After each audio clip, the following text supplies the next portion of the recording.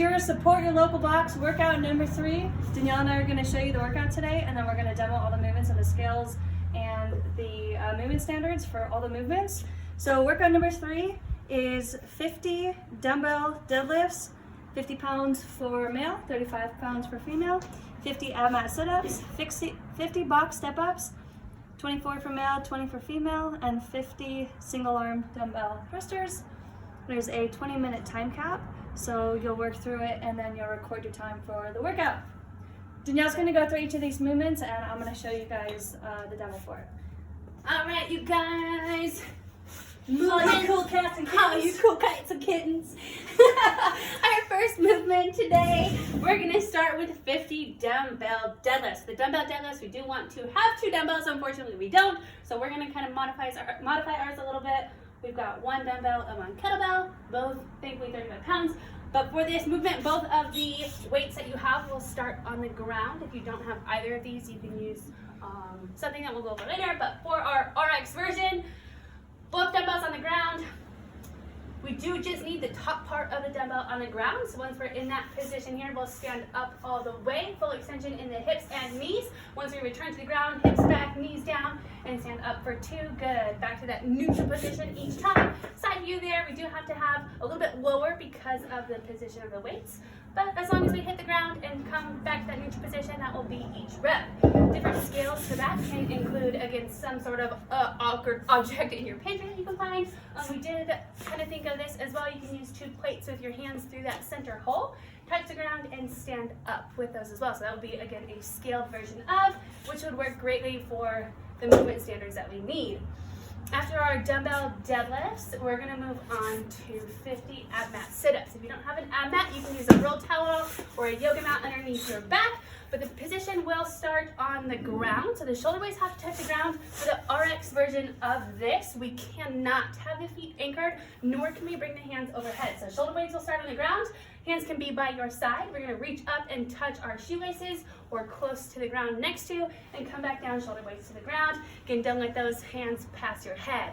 For a scaled version of, we can anchor the feet as well as use our hands. So with the feet anchored, you can bring those hands overhead, use them as momentum, and come up to the dumbbell or shoelaces as well. Another version of the sit-up with a scaled. You can sit on the couch, a box, a bench, anything that we can do to get our feet elevated. We'll do a knee to chest position, kick those feet back, bring those knees in as close as you can, and kick back out. So each of those will be 1 rep for your AbMat sit-up. After 50 of those, we have 50 step-ups. So our step-ups, obviously both feet will start on the ground. We'll step 1 foot up, the other to follow. Once we get to the top of the box, full extension in the hips and knees. Before we return to the ground, both feet have to hit the ground and come back up. It is not prescribed to be alternating, so sets of whichever you like. If you want to do 5 on one side, 5 on the other until you get to 50, or any version of that. Different Also scales. mention you can't. Oh yes, you cannot have your hands on your body for those step-ups, so make sure those hands stay off of the knee, whichever position there.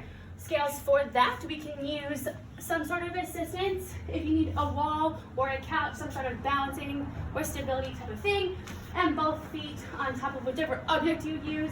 Again, full extension in the hips and knees for those.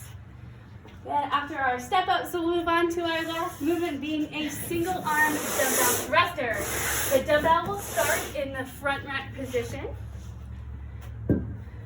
Good, touching the body here with that elbow, right under the dumbbell. We'll get all the way down, so hip crease below the knee in all of our squats, and drive that dumbbell overhead to full extension in the elbow, hips, and knees. Back down to the shoulder and hip crease below the knee for that next rep. Good, drive through the knees, and same thing with our hand. That non-working hand has to stay off the body. Good for those thrusters. If you don't have a dumbbell for these, same thing, you can grab some type of awkward object that you have in pantry. For example, we have something with a handle here. We've got a little thermal. Focus on that movement, the hip crease below the knee, and then full extension overhead. It doesn't have to be heavy, especially if thrusters are challenging or challenge your mobility. Just focus on the depth and driving overhead.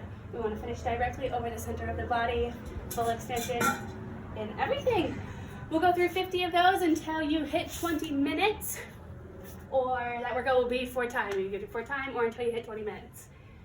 have fun, you guys. This will be a good one. I'm excited for it. I think we'll do it probably tomorrow or the next day ourselves. But good luck. Have fun.